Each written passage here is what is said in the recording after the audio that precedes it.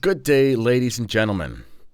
As you may have noticed, on this channel, I've tried as of late to produce more meaningful, more lasting conversations with individuals who have a lot of insight into the traditional Catholic faith. Recently, I did an interview with a nun who knew Sister Wilhelmina very well, which was great. Interviewed one of the last living friends of the infamous, legendary Father Malachi Martin. And today I do have a special guest. His name is Mr. Tom Summers. He is the father of Father Summers, who is the district superior of the Asia district for the Society of St. Pius X. I had the pleasure of spending some time with Mr. Summers this summer, and it was a wonderful time. And he gifted me this book. You can see it right here. It is about Father Hector Bolduc, who you probably don't know anything about, but he's an amazing man with a very interesting, heroic, tragic, and almost redemptive story as a Catholic priest in the traditional movement. And Mr. Summers is here to talk about that with us today. So first and foremost, Tom, thanks for coming on. I'm glad to be here. Delighted to be able to tell the story of Father Bullock because it's nice nowadays to be able to tell a positive story with everything that's going on today. So it's nice to talk about a holy and amazing priest. Well, and for our audience, Mr. Summers is 80 years young. So he has been in this traditional movement since the outset. One day there's going to probably have to be a biography written about Mr. Summers. How many children, if you don't mind, how many children do you have? And how many of those have gone on to the religious life? Well, I've got 8 children, and Father Summers is the only one of those 8.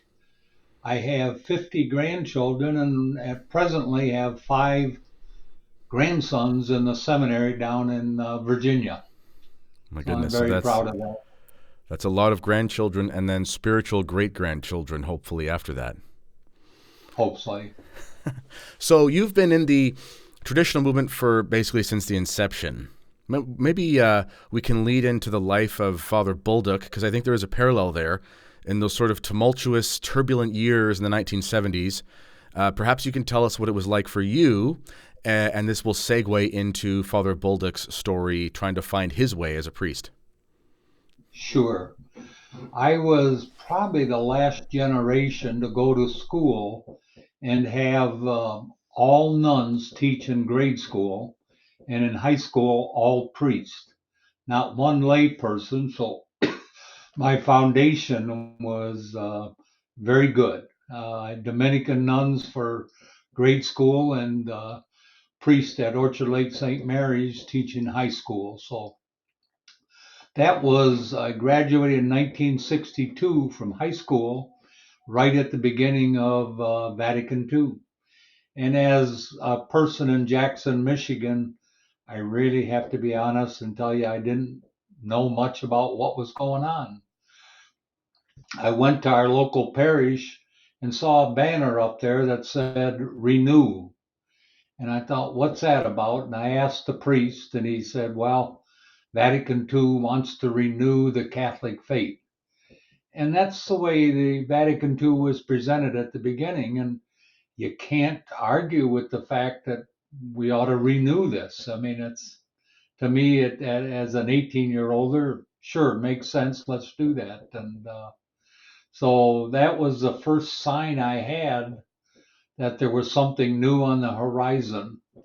I then went to University of Detroit where it was taught by all Jesuits, and I started hearing other rumblings that priests were talking, but it was all rather innocent at the time. You say, well, that's okay. That doesn't. They're not talking about changing the Trinity or any of the basic teachings of the church. So yeah, that's okay. And I continued to go on to mass there until, geez, it was the 1980 time frame when my mother came to me and said, "We need to look at another church down in Detroit." And I said, "Why?" And she explained that things weren't going well in the Novus Ordo Church, and she explained some of the things that were warning signs. They weren't actually doctrine changes at the time, and I started going to tradition at that point. And there I noticed a huge difference in my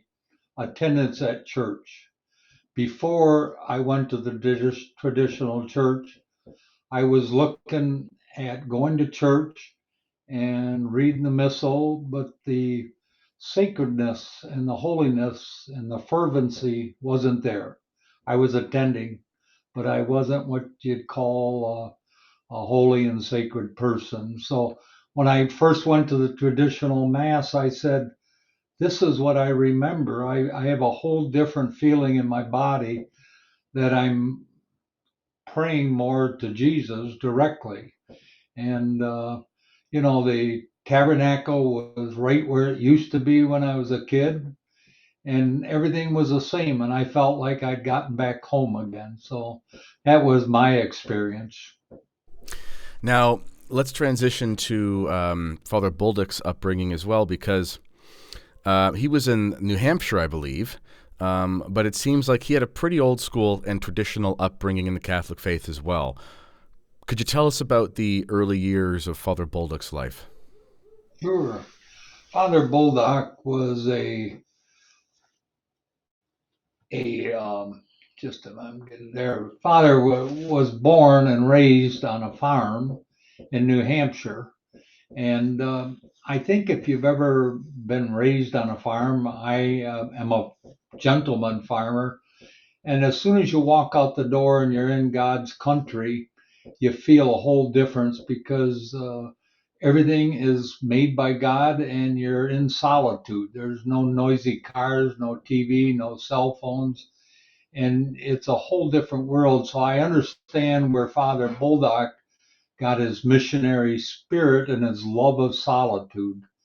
Um, as a farm boy, everything that was eaten at the dinner table was produced on that farm and without refrigeration or anything like that. They had to store the meat in the basement, and they had ice from a local lake that they would use to keep their food warm. So, excuse me, cold. So he had a different life, but it was a life of solitude.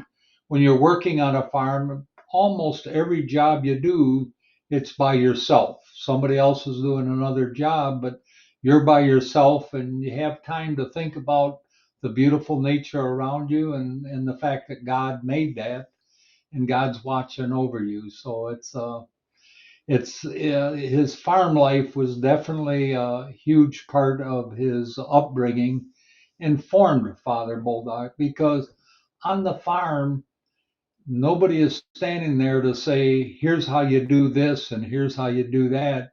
You have to invent and you have to do it yourself, and the dad expects you to figure out a solution and not come to him every minute. So when you look at the formation of Father Bolduc, his farm upbringing had a major impact with it. On the farm, he also, at age 11, was practicing saying Mass from the time he was 11 years old. So he had something there, a kernel of the priesthood at age 11. The mother was one of those that had a hanky in one pocket in her apron and a rosary in the other pocket. So the faith was permeated throughout the house. The other thing that was going to show to be very, very handy as he tries to help establish chapels throughout the United States is the trades. On a farm, every trade that you can imagine, electrical, plumbing, heating, plastering, carpentry, you have to learn, and you have to learn project management. I'm going to go do this job. What tools do I need? And supplies, etc. So he learned all that on the farm. And I had a quote that I wanted to, I think it's important to understand the New Hampshire part of Father Bolduc, and get my glasses on here. The Bolduc family, this is from chapter 1. The Bolduc family was raised in northern New Hampshire, a state composed mainly of mountains, forests, and lakes. bitterly cold in the winter and punishingly hot in the summer. This topography and climate breed tough, self-sufficient people who go by the state motto, live free or die. New Englanders are aptly described in the 1942 book, We Took to the Woods, as people who practice hard work, honesty, persistence in the face of adversity, and have the ability to make do with the resources on hand. They have a lack of pretension and the clarity and vision to call a spade a spade. That's a very good description of where Father Bolduc was raised and some of the characteristics that you'll find with him. It's interesting you mention having to be self-sufficient and have the trades. One of our priests, I don't know if you ever met Father Stannis, there's two of them, but one of them, he was raised in a family of tradesmen, basically. So it is amazing to see these priests in their traditional cassock doing things like, building fences or whatever is necessary for the school. And that sort of stuff is really common within the Society of St. Pius X.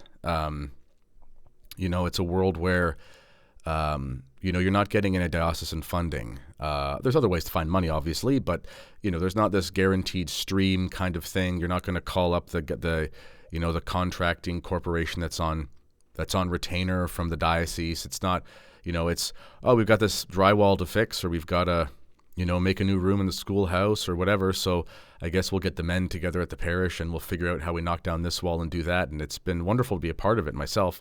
I'm terribly unhandy. It's a shame and a stain on my character. So I basically just usually swing the sledgehammer, but it's amazing to see fathers out there doing that sort of thing. So it sounds like Father Bolduc was raised with a spirit where he was ready for the do-it-yourself stick-to-itiveness that was necessary for the traditional movement. So perhaps we know we've touched briefly on Father Bolduc's upbringing, and there's, again, people, the book is right here. The link for it is in the description. You can find it on Amazon is the best place. And if you are a bookstore, you can email Mr. Summers here. I'll put his email in the description to this video, and he'll send you copies at sort of the bookstore price if you'd like. You can email me if you'd like as well. But there's so much more that can be said about his upbringing. One thing that I found so fascinating reading through this book, Father Bolduc is kind of like a throwback to a different era, not just a different generation, but like almost like a different century. We read about these men in former times, and all of them had diaries. All of them had journals. And he was one of those men who kept that habit of writing a journal basically since the age of about 14. So could you maybe tell us about, sort of the uniqueness or the kind of quirkiness that made him the person he was with his unique set of skills? Yes, he was, I think his upbringing, his independence, his persistence, and when somebody would confront Father Bolduc, he would explain his position. And at a certain point in the discussion, if there was injustice going on, like calumny, detraction, he would resort to his old New Hampshire upbringing, and you better duck because he was coming out straight at you type thing. He was really very patient, but at a certain point he would have you understand where he stood.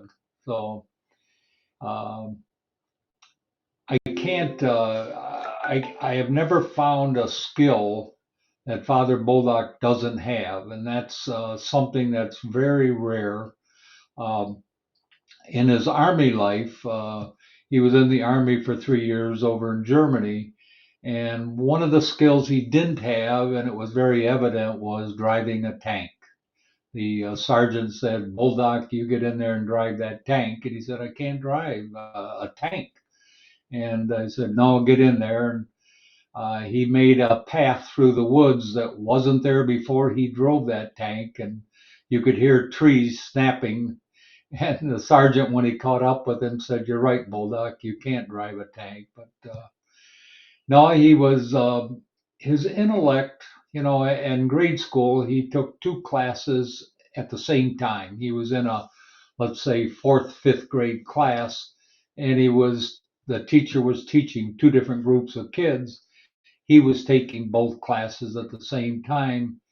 And I think it's somewhere around the age of 15, he recited Evangeline, which is a poem 42 pages long. He said it by memory. And I always wondered when I watched him give a sermon, because he kind of close his eyes and think. And what he was doing was picturing his sermon in his memory up there and just reading from his memory up there. And so now he had an awful lot of skill, a lot of virtue.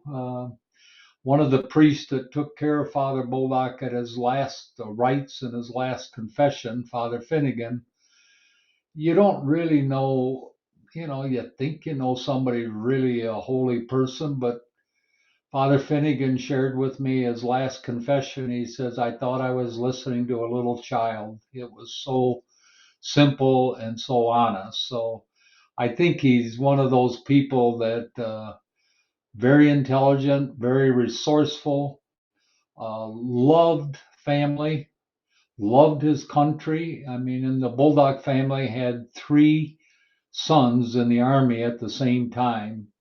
And throughout the book, I keep mentioning things he did that were in love of his country. He was just that kind of fellow. And so I think if you go through the book, you'll catch on to some of his personal traits that make him stand out. He was an amazing person. Sounds like it. I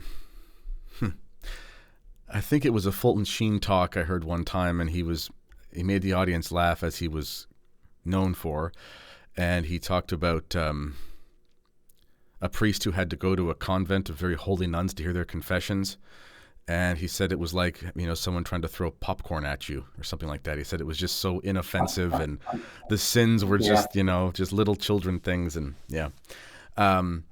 So okay. He has this very traditional upbringing. He's got a very good family. I think he's from 14 kids. Their love of country, these are all American Catholics. This is good old stock, wonderful people, raising good families, raising virtuous children, strong Catholics. So at some point, he feels a call to the priesthood, which is to be expected in a family so big with strong piety. There's going to be at least one kid, you'd imagine. And he has an interesting story there.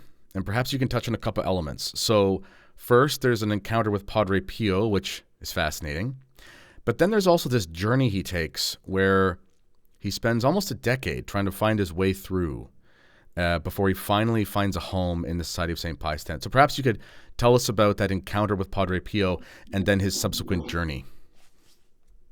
Yeah, while he was in the army, he made two trips to visit the only stigmatist that he knew, which was Teresa Newman.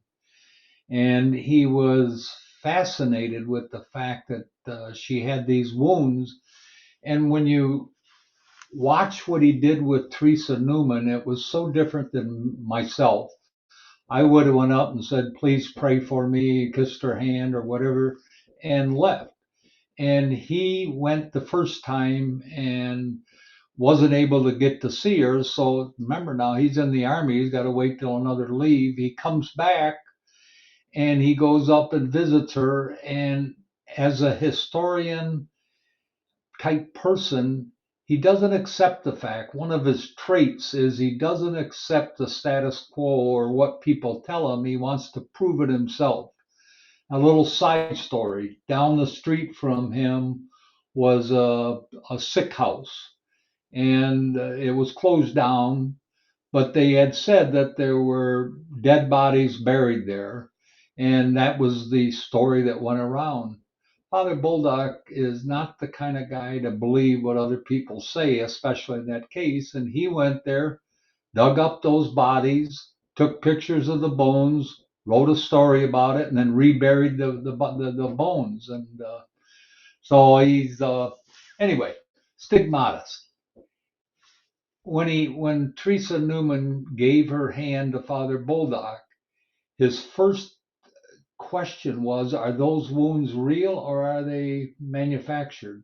And the way he determined they were real is he could hold them up to a light and see light coming through her hand from the wound. The wound was actually an open wound. It wasn't something that was just with a little scab over it, but you could see all the way through the hand and see light from the other side.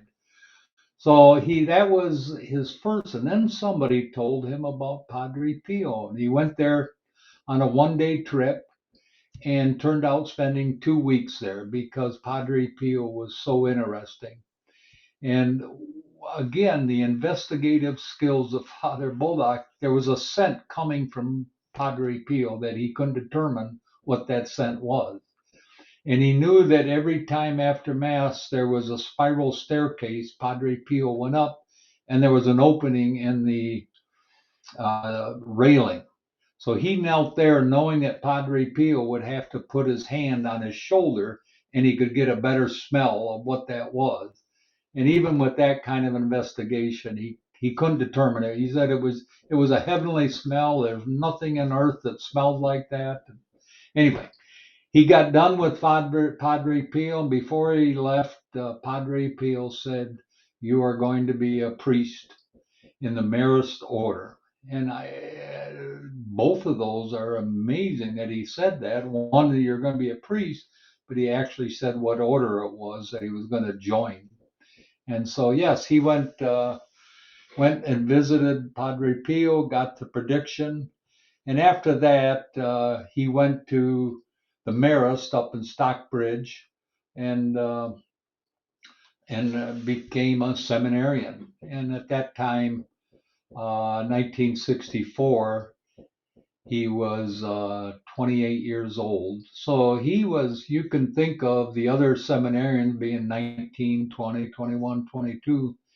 And throughout his life, he was the older man on the block, so to speak. And I think it confused me or made me puzzled when I said, well, Father was practicing with a chalice at 11. He met Padre Pio in the army, and why did he wait till 28? And later on I realized that Father wanted to make sure that he had the proper preparation to go into the priesthood, because at the time he went in was Vatican II was almost finishing, and there was a lot of challenges in the Catholic Church and in the seminaries, and he wanted to make sure he was ready for that. So he went to the Marist Order in 1964 up in Stockbridge, and the way the Marist Order works is you become a Marist priest, but you study at different locations. And he first went to Lisle, Illinois, to study there. And I called Lisle, and I found a priest that actually was there when Father Bolduc was there. I got a kick out of the fact he says, "Yes, I remember Father Bolduc." He referred to Father Bolduc as very rigid and ultra conservative. And I said, "Yep, you got the right guy. That's Father Bolduc." So, but anyway, he being a farm boy, I can take any task on and I can come to a good conclusion. So he spent 9 years in the Novus Ordo Seminary, and throughout the diaries, you're seeing. I talked to the provincial. I spent 2 hours with him trying to talk to him about the bad discipline. People are out all night, they're drinking, they're doing lots of bad things. The theology teachers are teaching the wrong thing, and the liturgy is nothing I've ever seen before, and there's something wrong with it. They listened and said they'd think about it. And eventually, Father Bullock, being Father Bullock, said, "I'm going to contact Rome directly." So he went directly to Rome, wrote letters, and they just ignored him. So I think at some point in this process, he started a underground newspaper at Catholic University called Tsunami, I think Tidal Wave or something. And it got a group of people together to fight these innovations that were being taught at Catholic University. And it's just amazing. He wasn't, in his mind, at some point, he concluded that I can't whip it from within. I've got to find another solution. And that's when he found Father Clarence Kelly was one of his classmates at Catholic University, and Father told him about Econe, and Father Bolduc went to Econe and liked what he saw. He met the Archbishop and talked to him for a while, and I think the dedication. I was really impressed with what he said. Now he's been fighting for 9 years. Not too many friends. There's a few like Father Clarence Kelly that are sympathetic with what he's trying to do, but he's doing this alone, and he's fighting these battles. And he gets to Econe, and I was I put the dedication to the book to to that event when he first arrived at Econe. Um, I was in the house. This is arriving at Econe. I was in the house only a few minutes when I felt right at home. It is fantastic being in a real seminary. My soul really has been lightened. I can see now more clearly how far from God I had strayed because of the modernistic and satanic influences in the new seminaries. How beautiful it is to hear the Salve Regina sung nightly. There's a lovely statue of the Blessed Virgin Mary right outside my door with a votive candle lit. I have pledged to say my rosary before it every night for all those who are looking for the Tridentine Mass and for my parents. That was to me was just I I had felt very sympathetic to the fight Father was fighting, but felt that he was losing. And to see him come to the seminary and finally find what he was looking for, a true seminary, was beautiful. As I said, it warmed my heart. That's beautiful. I was actually going to read that part, and before you did, I wasn't I'm sure if you were sorry. going to. No, it's good. We were both on the same page there, so that was. Yeah. I was going to bring that part up, is what I'm saying, because it's so special to read. Um, you know, this feeling of coming home. This feeling is the same feeling that if you talk to anybody who finds the traditional Mass, and especially in those days when there was nothing else and it was just the SSPX. But when you find the tradition, there is no way to describe it other than coming home. I talked to one gentleman. He's a good man. He's part of our chapel and a father of many children, and spent many years. He raised all his kids. They stayed in the faith, and fought tooth and nail through the Novus Ordo, and he did the right thing. And him and his wife are very heroic for what they did.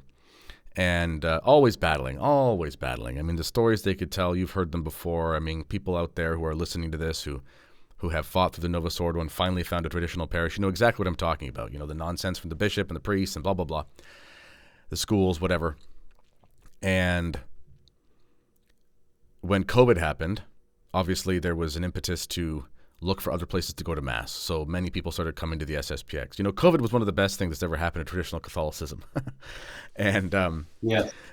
God pulling good out of evil. But I remember he would speak with me and my wife.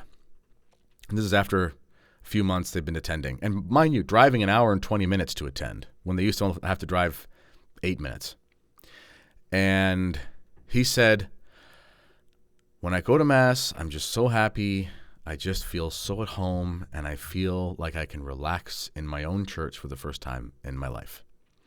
And it was this feeling of, I can just pray, I can just worship God, I can just say the rosary, I can just read my missal, I can just literally be a Catholic. I don't have to be an activist, I don't have to be a politician, I don't have to be on a committee, I don't have to do anything else. I just have to try to save my soul. And that is exactly the feeling that you get when you find tradition. And it is a harrowing experience when you go through it for the first time. Especially, I remember one time I tweeted something years ago, and I realized when I had found the traditional Mass, I was raised not even going to the Novus Ordo. We didn't practice much at all. But I remember when I found the traditional Mass, especially when I found my SSPX chapel, I realized that I had been homesick for a home I didn't even know existed.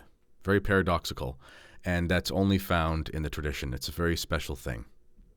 So, Father Bolduc, he finds this seminary at Écône. He spends time with Archbishop Lefebvre during those early years in the society.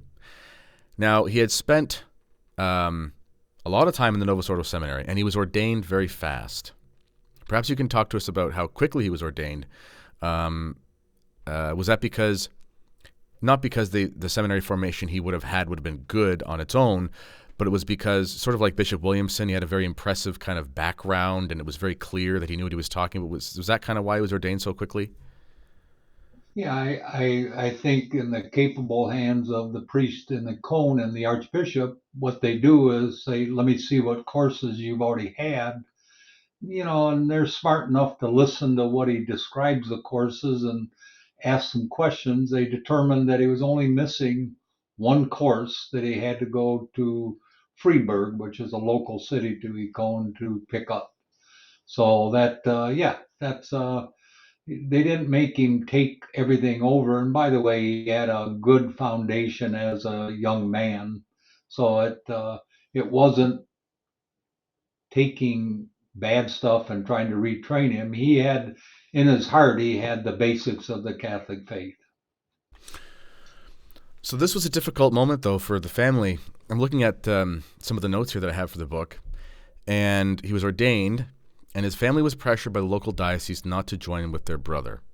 In the end, the parents and two brothers aligned with the traditional movement out of 13 siblings.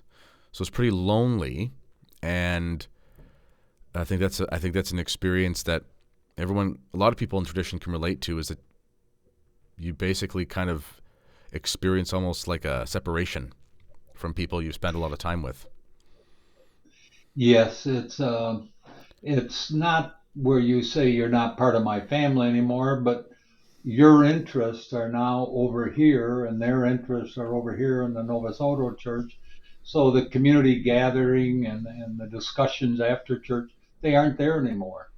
And there's feelings of you must think you're better than me because you're going to that church. And there's just not the same comfort level among family members that there used to be.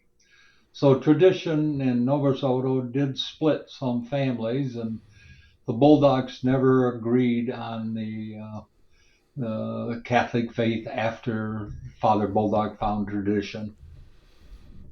And was that how it remained kind of for the rest of the time, or Yeah, did someone? Yeah. yeah. It's in fact the parents, Father Bullock advised the parents to make a will that specified how they wanted to be buried under the Catholic Church, the traditional Catholic Church, which quite a few people are doing nowadays because they're not sure what their family is going to do after they die, and they know what they want to do, but so they put it in a will, and that's smart, that's prudent. Yeah, whatever I have to leave to my kids, hopefully I'll have a bunch of books that'll be their inheritance. But they won't get it if they don't get 30 Gregorian masses said for me by a good traditional priest. Yeah, Nothing for yeah. you if you don't do it right. Yeah. Okay, so he is ordained, and then he's in the SSPX, and as far as I can tell, he had a pretty fast and furious about 10 years. Maybe we can do the Cole's notes of those years he spent with the society at the beginning. Sure. He was assigned to the U.S. district, where there were in the total United States and Mexico, there were three other priests: Father Finnegan, Father Post, and Father Clarence Kelly. So I mean, picture that. This is 1974, and there's four priests to cover the United States. Um, he was assigned to Armada, Michigan, which was the first seminary in the United States, right down the street from me, about 80 miles.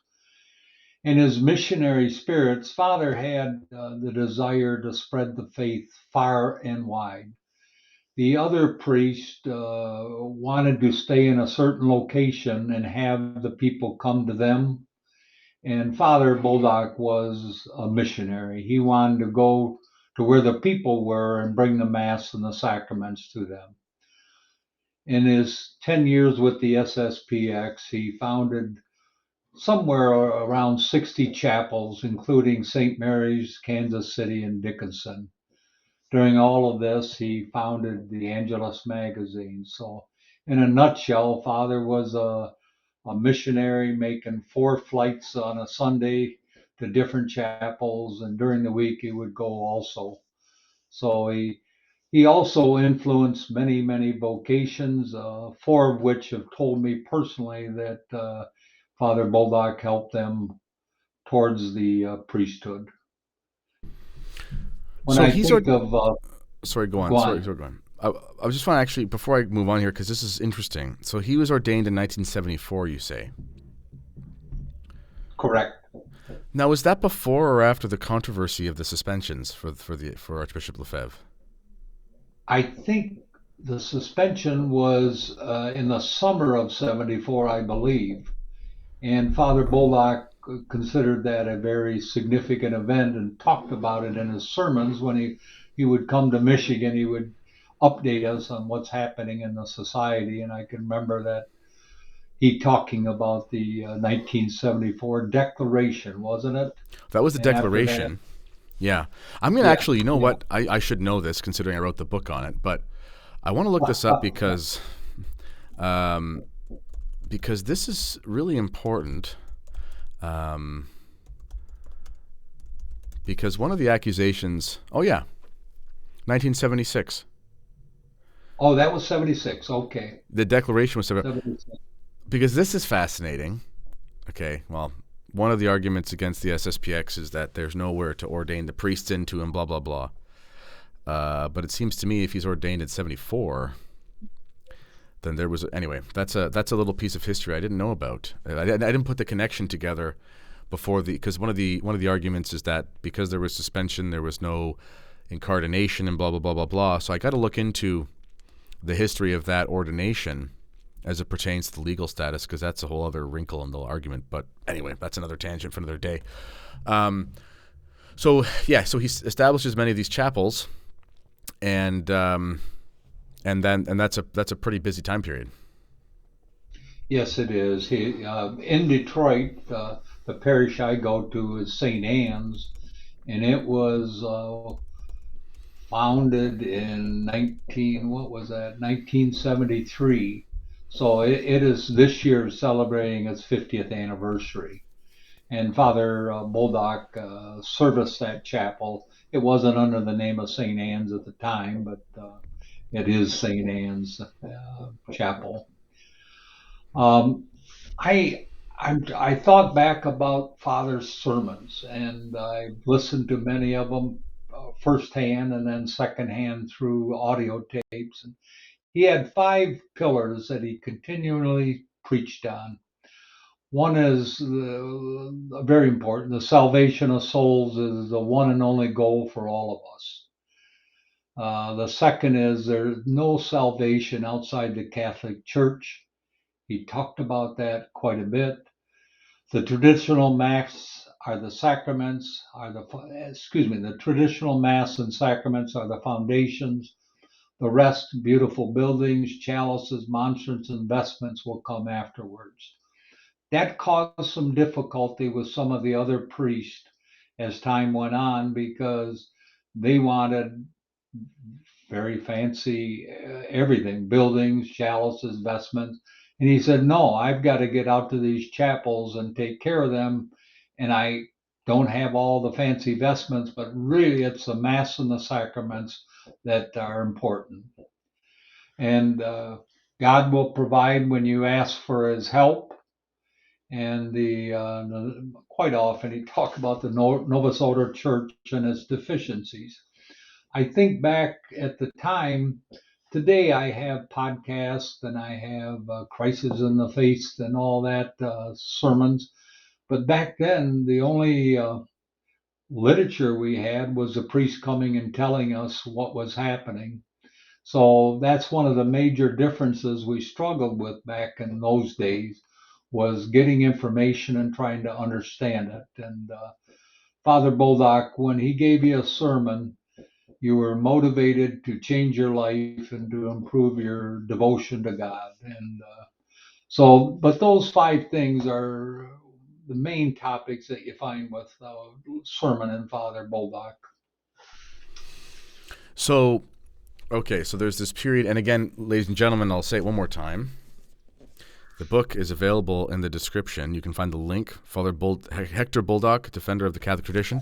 The name Hector is a little providential as well. I don't know if you've ever read The Everlasting Man, but it is my favorite book. I've probably read it, I don't know, half a dozen times. And by read, I say I've actually listened to it. I find the audio recording is so good that I actually prefer it to the paper. The man who read it was just an incredible reader.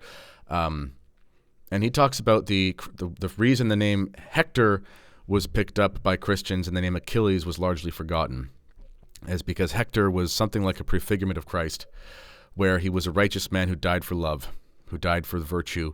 And even though he died, there was a victory in his death, which is why men would use the term Hector for many millennia to come to talk about virtue, whereas Achilles, even though he was more powerful, was sort of associated with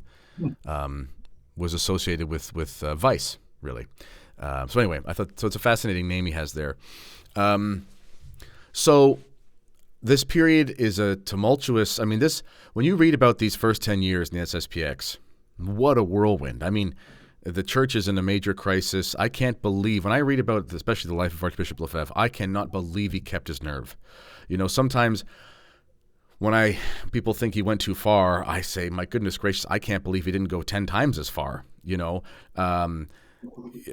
people think that there's reason enough to consider something like sedevacantism today. Well, I mean, imagine being there. You know, it's 1986.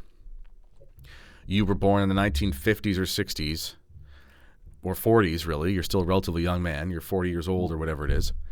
And you go from, Father Feeney being in fashion to Assisi where we have veritable syncretism. It looks like they're worshiping different gods with the Pope and a church in Rome. I mean, goodness gracious, I can't believe more people didn't go further than they did.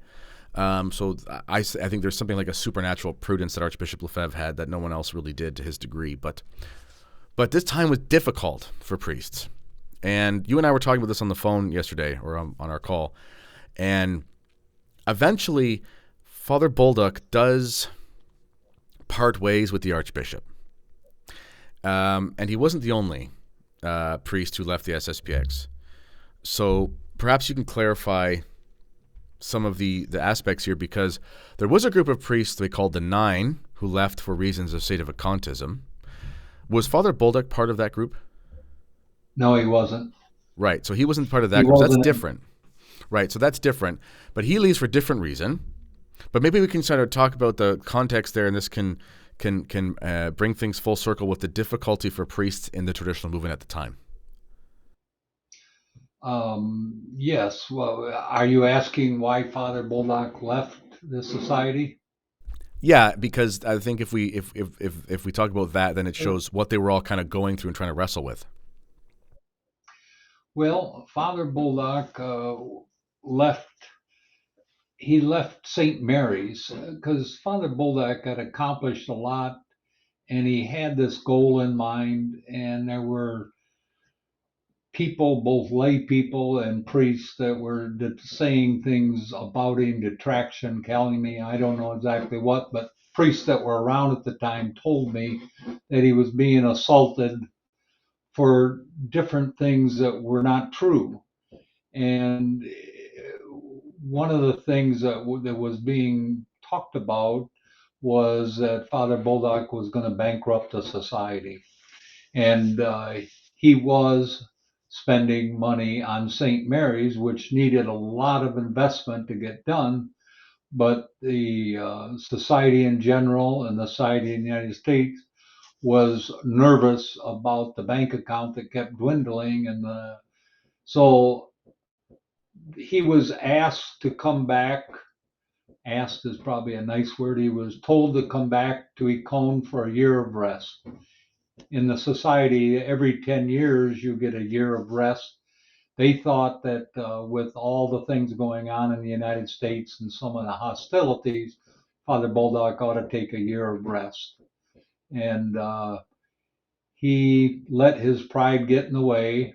He actually used those words with me 10, 15 years later that I shouldn't have left. I should have swallowed my pride and stayed, but I didn't.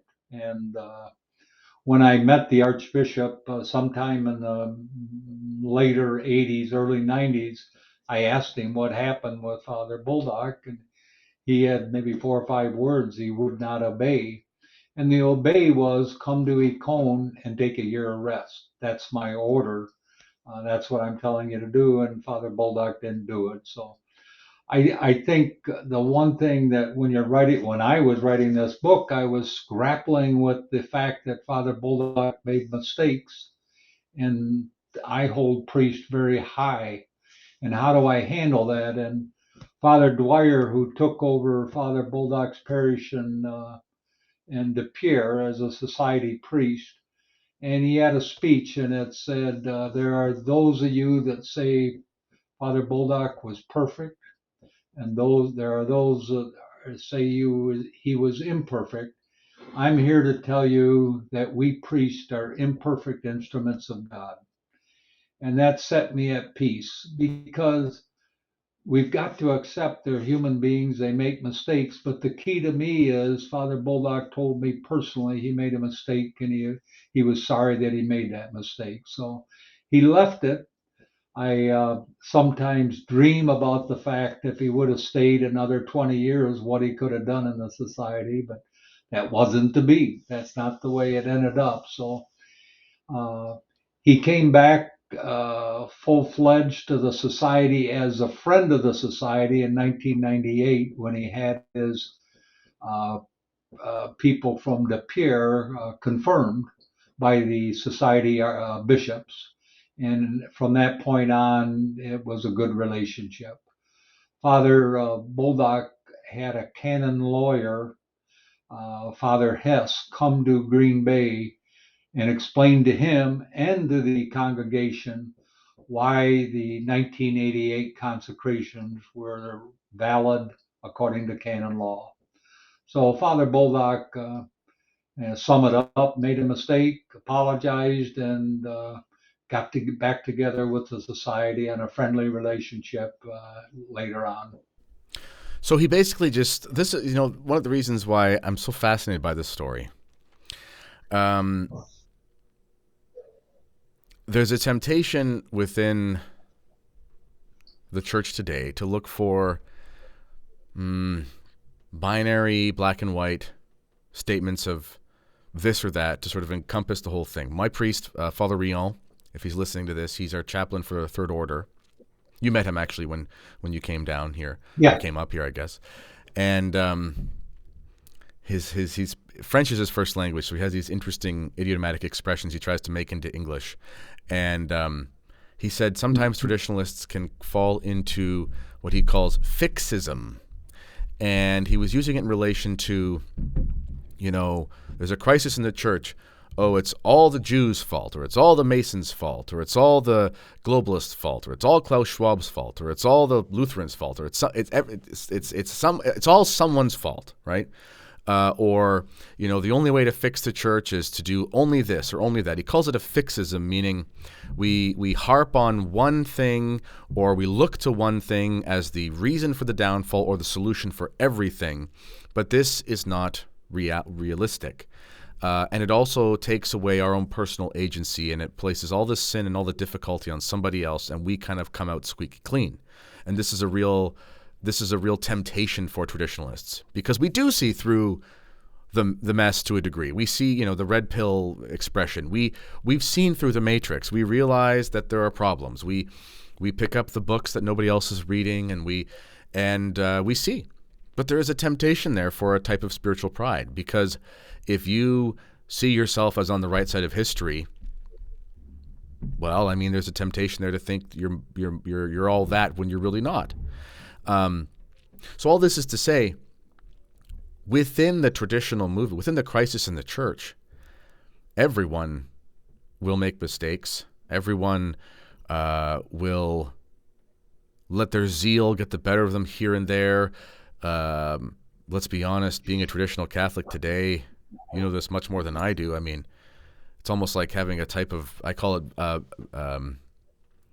Vatican II stress disorder, V2SD, post-Vatican II stress disorder. I mean, it's impossible to not become suspicious. It's impossible to not become a little bit paranoid because of all the things you deal with. You're constantly getting stabbed in the back by people you wouldn't think you would. And I mean, it's sad. It's very hard.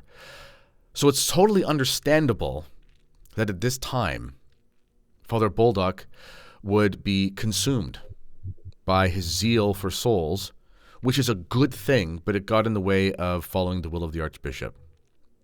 So I'm really appreciative that you wrote this book, because it's important for our traditionalists to see that this thing is messy, and there are many wonderful, good, holy people who are doing their best to make prudential decisions. And there's a real human tragedy that can be a part of that. Have I encapsulated the spirit of this book at all? Does that sound like what you're trying to do? I think so. I had three objectives, one of which is the society. The first 10 years with any organization, the first 10 years are the toughest because you're going full steam and you haven't got all the boundaries established of expenses and protocols, etc. So we were going through the growth years, and Father Bullock flourished through those growth years because there were no boundaries except for go out and save as many souls as you can, and we're not going to tell you how to do that. And Father Bullock did that great. Um, no, I think that's the spirit of the book. That was the first priority. The second was I had noticed in my grandchildren that they were just taking for granted this traditional mass and sacraments they were going to. Well, yeah, hasn't this always been this way? And I don't think they understood the severe sacrifices that were made by lay people, religious, the priest, in order to save tradition, because I'm not sure without Archbishop Lefebvre and his priests and the lay people, we'd have tradition here today. And sometimes they may become more fervent, I hope, if they understand that people sacrificed a bunch to get that tradition saved. So that was the second objective. And what was the third? I'm drawing a blank here. Just a Was it to second. understand a little more about an amazing holy priest? Oh, there you go. Thank you. Thank you. Thank you. Yeah. Yeah. I started the book out with that was my objective, was number one. But as I was doing the research, I reoriented the objectives and added the first two. And Father's life is very important, but more important is to understand about the first 10 years of the society in the United States and the huge sacrifices that were made by all the people involved. I had people, I mean, at the beginning there from Michigan, people were driving to De Pere, Wisconsin, a 10-hour one-way trip to go to Mass. And there weren't many churches, so we had to do a lot of driving. We had the same problem you're having today with family members that didn't appreciate that you weren't going to the Nova Soto Catholic Church. The buildings were often not churches. They were motels, VFW halls, elementary schools, and we had a portable altar, a portable sacristy, a portable choir, and we had to set that up maybe an hour and a half, 2 hours before the mass it took to get all the chairs set up. So back then, not trying to make it fantastic, but we had to do some setup work because it was a portable mass center. Like today, we don't have a Catholic community life. I mean, I'm an hour and a half away from church, so I don't see the people that I go to mass with, and I miss that. I used to have where you'd stay afterwards and spend a couple hours with the people because you're 10 minutes away from home. Um, we were getting, as sometimes today, threats from the local priest and the bishops that I had heard you're going to this Latin Mass and you know it's not a valid Mass and you're not doing your Sunday obligation, and if your kids are getting the sacraments, they're like confirmation, they're not valid. We had those things going on. I think they're going on today, but at not at the personal level as much. High expenses. 4 or 5 times a year, I'd have to drive the kids down to St. Mary's to go to school, get all the kids to go to school. So that was expensive. That was expensive, and but well worth it. I can't imagine not doing that. Lack of time to spend with the priest. With the priest being an hour and a half away and as busy as they are, you don't get the time to sit down and say, "I got this issue I'd like to talk to you about." It's available, but you kind of in your heart you say, "I know he's busy and he's tired. My issue isn't that important." At that time in the 90s, the 80s, I'm sorry, the Novus Ordo Church was hiding quite a few of their objectives. It wasn't as clear as it is today. I mean, they were ambiguous with some of their statements, so you could interpret them in a gentle way. But nowadays, it's clear light what they're trying to accomplish. It's a tough one. But all that said, as a layperson, the going into church and feeling you're having a real discussion with God and getting the sacrament of Holy Communion, a good sermon about the faith, it's well worth all the sacrifices. It is. I think we're going to look back on this time. Well, there's a generation like yourself where, what does it say in the Gospels or wherever it is? I think it's in the Gospels. And, so one man plants a seed, the other man reaps, There was a generation of people, including yourself, who for about 40 years, 30 or 40 years of sort of heavy persecution, did things in a very heroic fashion. Today, I wrote this book on the SSPX, which people can also find in the link in the description to this video. And yeah, I did a lot of research, but I didn't have to go to a single library. I do have some books, but I didn't have to if I didn't want to. I don't think I had to use a single physical book to make that book. I had some PDFs of physical books, which I just are easier to search through Control F searches and things like that. It makes for faster work. So those were, real books, I guess, but I was able to use the internet. I didn't have to, we talked to people around here who were starting to go into the SSPX, 25, 30 years ago. They're, driving to Toronto to find this one traditional Catholic bookstore where they have some pamphlets, from Angelus Press, and they're bringing as many home as they possibly can, and they're trying to share them with their family members and things like that. And there's no way to verify them. You have to just trust them.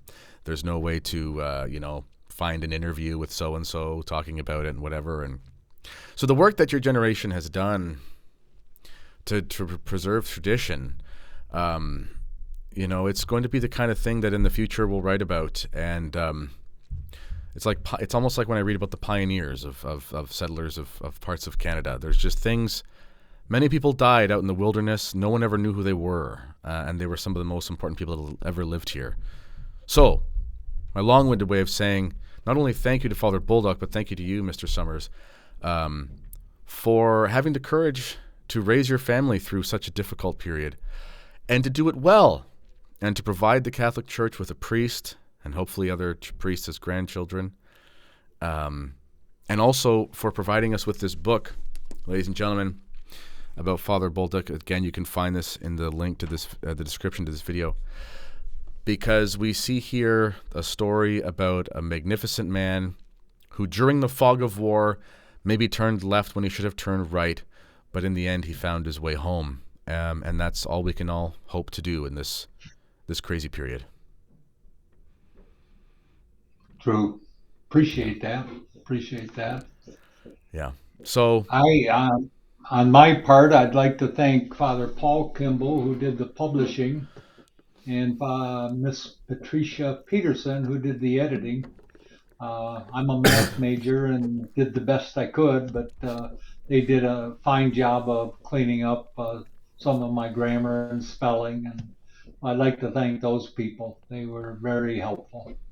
Well, it's very well written. I've published a few books, and it's very readable. You know, I can't stress this enough, people who are listening or watching this episode. It is a very pleasurable and enjoyable book to read. You can read it quickly. That's not because it's not substantial, but it's because it's written in a conversational, very straightforward format. And I can't recommend it enough for reasons of not just the tradition, but the history. You know, I'm reading about, you know, life on the farm at this period. I mean, you know, you're reading the you're getting beyond the sort of textbook style of history, and getting into the real experience of life in different parts of America. So there's just so many levels of it that are fascinating.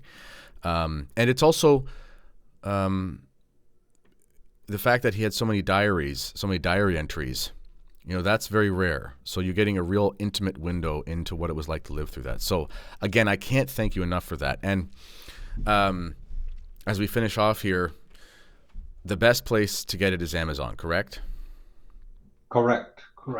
Okay. So everyone, go to the link in the description, of this video. Click on the link. Go to Amazon and buy the book. Gift it to your priests. Read it for yourselves. It is currently the 10th of October as we record this. Should be out by the end of the week. Christmas is coming around the corner, et cetera, et cetera. Plenty of reasons to purchase it. So, again, Mr. Summers, thank you, and we'll actually see each other in about 3 weeks. Sure. Looking forward to it. Okay. Ladies and gentlemen, as always, please let me know what you think in the comments. If the comments are nice, I'll reply. If they're not, I won't. And this has been the Kennedy Report. And until next time, God bless you all.